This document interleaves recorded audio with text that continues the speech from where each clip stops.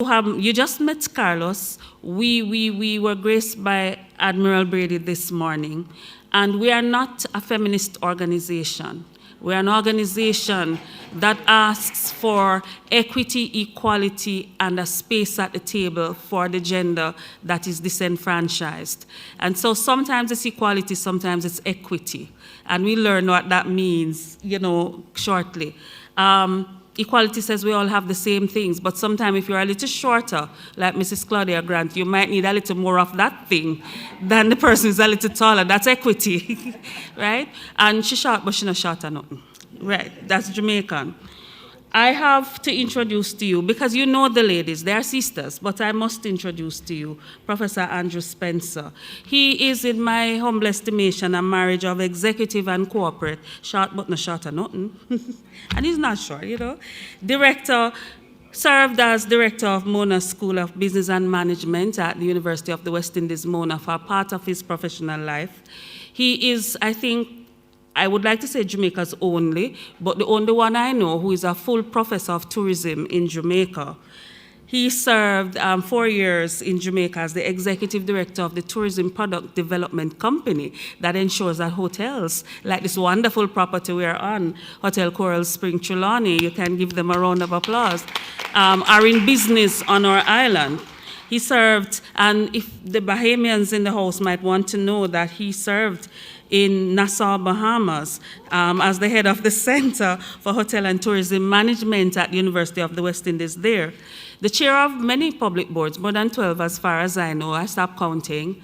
And as a strategic thinker, a business executive, and a true academic who is published several times over in the field that we are discussing today, he joined CMU in September 2022 as chief servant and business lead, and he came to us riding in a very exquisite craft called the SGI, strategic space, because he promotes stability, growth, and innovation. He has his hands firmly on the wheels of a maritime education and training institution in this Caribbean space that we exist in. And I would like him to speak for himself on the energy, the issues, the horizons that he has in his sight. So I invite you to welcome to the podium Professor Andrew James Spencer.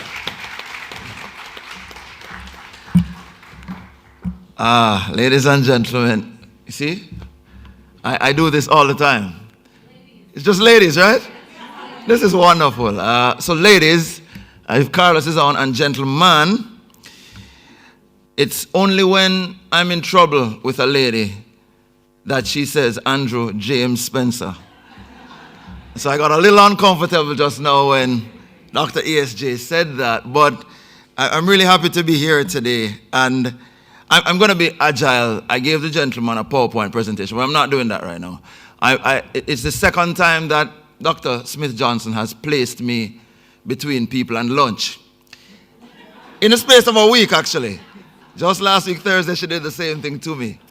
And so I've learned to be nimble, I've learned to be agile, and I'm not going to do the whole PowerPoint thing. I'm just going to have a conversation very briefly with you about what I think the new horizons ought to be for women. So let me tell you what's special about today for me. Many years ago, without dating or aging myself, I wrote a master's thesis on women in hospitality attempting to break the glass ceiling. And I find it almost divine that I'm here in a hospitality setting having a conversation with powerful women about their own exploits in a male-dominated industry. And I think you ought to give yourselves a massive round of applause for that. But on a much lighter note, being a male speaker with a massive female audience is not uncomfortable for me.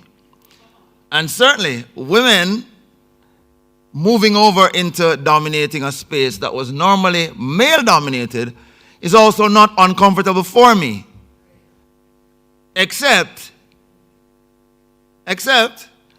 when you feel a sense of comfort. And I walked earlier to the restroom and I said, this is the only time I've been at a conference where I'm the only one. I have a whole restroom for myself. And then 30 seconds later, 4 women come out of the cubicle. And I'm like, ha ha ha.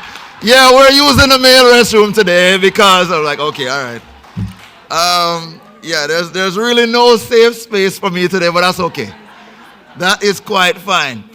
And with that, I'd like to pay special homage to some very powerful women in the room. All of you are powerful, but I just want to single out a few. I just want to give a shout out to Jennifer Nugent-Hill. Round of applause for her.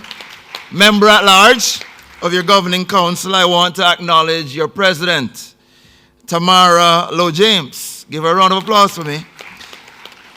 I want to acknowledge Claudia Grant, Deputy Director General,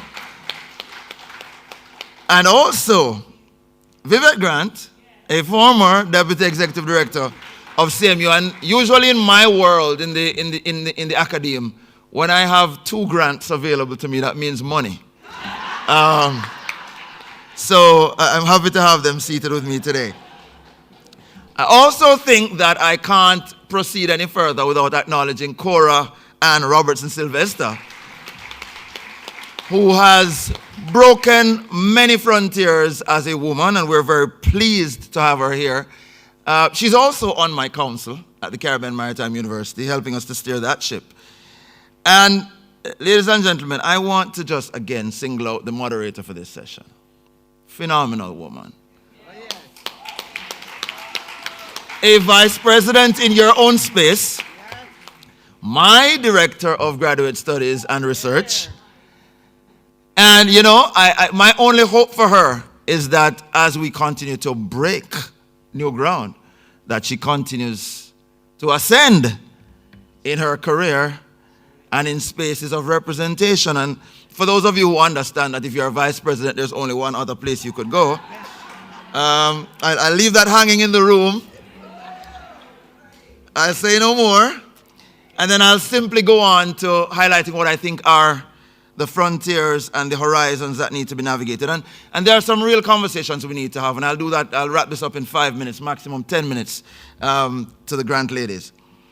So it's really a maze of progression for women, generally speaking, in industry. And even more so in your industry. It is the whole issue of the historical baggage of how we treat with matters to do with recruitment. I know many of you have faced it. And there are many of us as men who are unaware of our own unconscious biases as it relates to the practices we engage in with recruitment. The traditional educational barriers which have existed, but which many of you have managed to completely obliterate in your pursuits.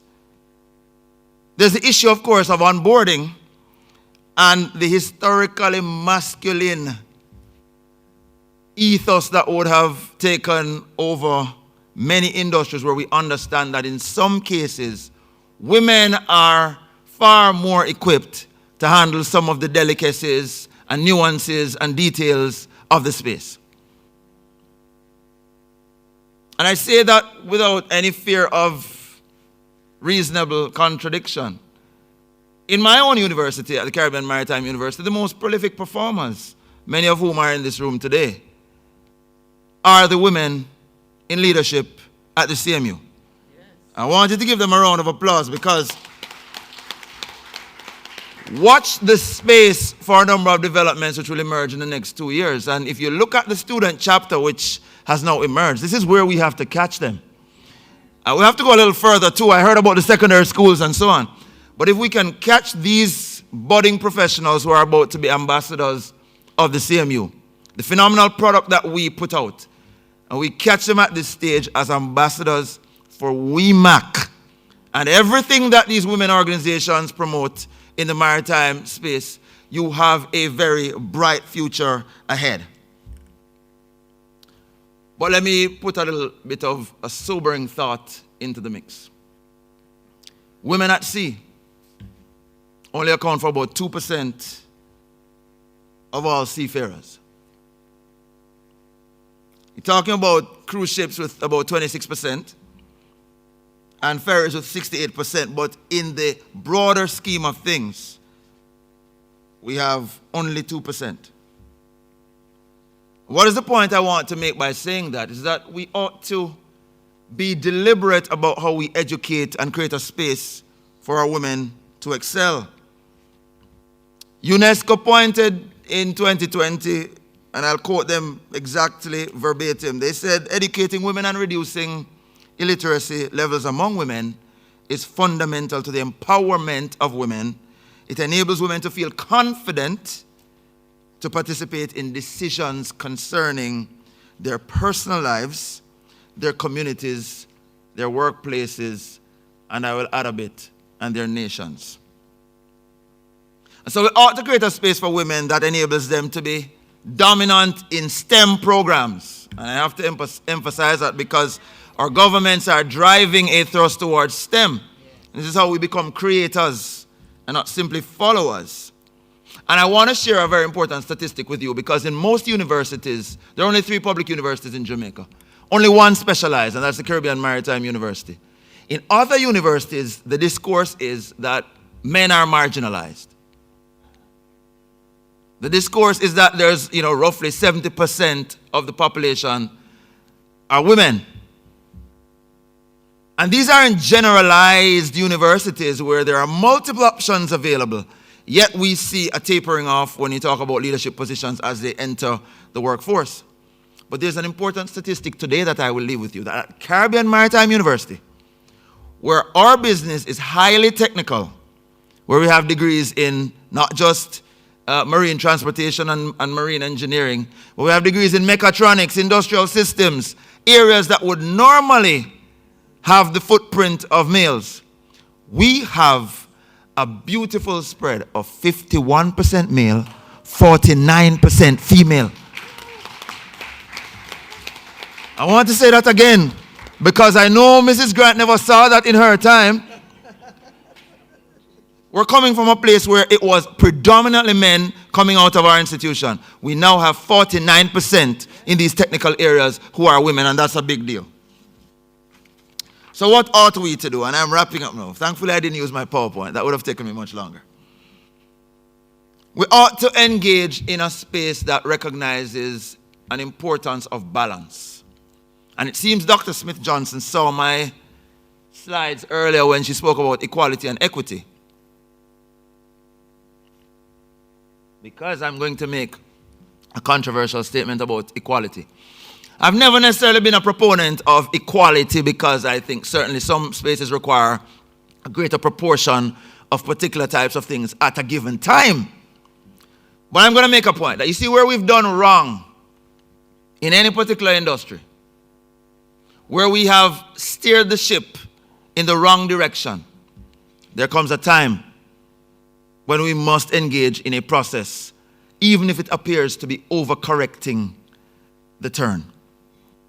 And there has to be some level of equality in righting the ship before we can start having conversations about equity, which is purely equal access. We have to get some of you people in the right positions, in the right rooms, having the right conversations, making the right decisions, championing a future. And then we can start talking about a level playing field which embraces equity. So ladies and gentlemen, in 1943, that's a long time ago, 65% of all the shipbuilders were women in that boom with the building of ships. Yeah, 1943.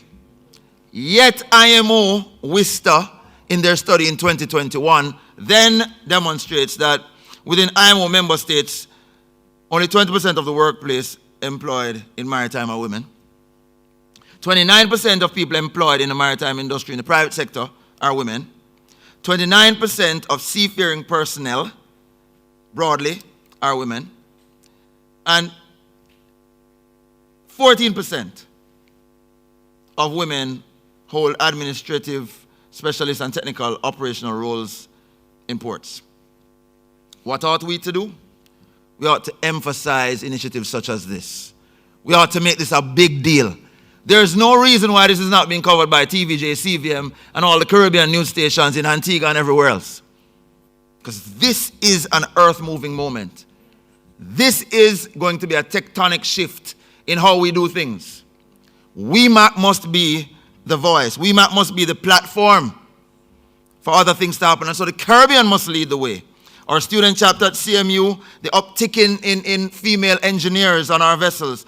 We can't be behind the other examples in the world, such as Norway with their 40 by 30, China with their efforts to drive up the number where they have 15% of women in maritime and looking to have that to 30% in short order. And the last thing I will say as I close is we have the evidence of women who have come through a process of refinement and gone on the other side and done phenomenal things. I had the experience a few months ago of going to Antigua and Barbuda and seeing the first female captain in fine style doing what she does, climbing up on the side of the ship and showing all the other men how to make it happen. We made a big deal when we went there, but nobody paid attention. And so I'm saying it is our duty to make them pay attention. And by our, I don't mean just you, I mean me too. There's no greater voice for advocacy for women's place and their rights than men. And so this is my call for the men to step up in ensuring that not only do we create a safe space for women to thrive, but that we enable a space where they can be mentored without harassment, that we enable a space where we elevate the women who are here so you may then mentor women in peace. And so in closing, I want to say that the Caribbean Maritime University is completely committed to ensuring that what we create are confident women, that what we support are women who are going to take their place, rightfully, not only in our region, but in the world. Women who are going to be at the pinnacle of the most important industry and the second oldest industry, as I've been made to understand, and I leave the first one unnamed. And I won't speak about the role of women in that one either. But I will end by saying thank you for having me. And this was an absolute pleasure. And we look forward to partnering with you to ensuring that you are the loudest voice everywhere in this maritime space.